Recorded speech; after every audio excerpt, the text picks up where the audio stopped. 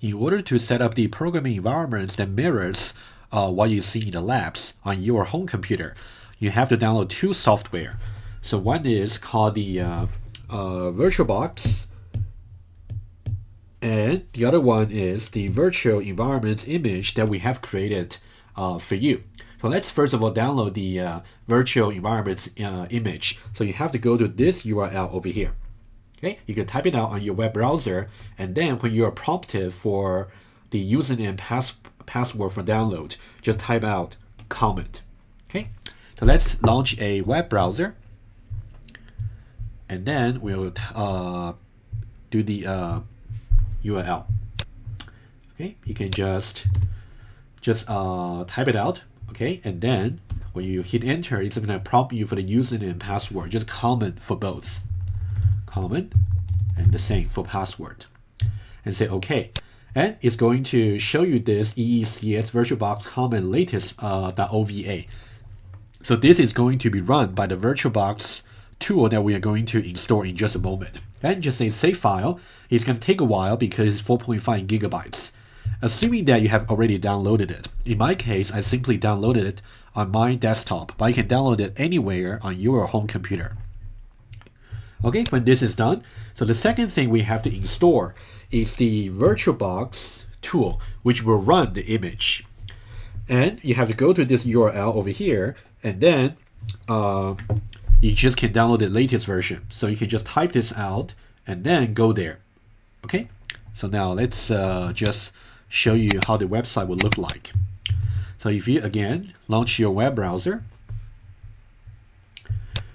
and then if you paste the URL and then you go there, you will see that VirtualBox, you can always download the latest version. At the moment, it's 5.2. You can just download it. Okay, once this is done, and you're going to see, assuming that you're going to install the latest version of VirtualBox. So now we have downloaded two things. The VirtualBox tool, the latest version, and also the latest build for the department's VirtualBox image for you. Two things. So now let's close the browser, and now we're going to just launch the VirtualBox since we have already installed that. Launch that. Initially, you will see that over here, this panel here shows there's no virtual image that has been imported, but we have to import this particular image over here. Okay, so let's just follow the following steps. You can go to make sure you are in VirtualBox, and then go to File, and then Import Appliance. And then you can now click browse to the path where you store this OVA image. In my case, it's the desktop. In your case, it might be C drive or D drive or anywhere on your computer. Okay, click on that. And now in my case, I'm going to go to desktop and then click on the image, and then I'll say open. And then you can say continue and then say import.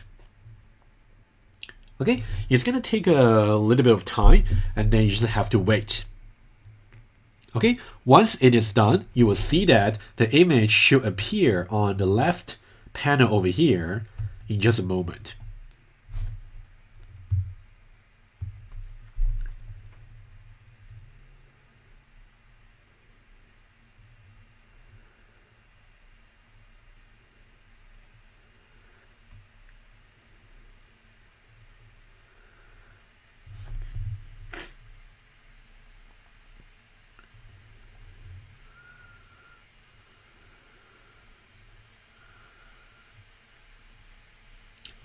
The first time is going to take a little bit longer. But once it is imported, every time when you launch the image, it will be much faster.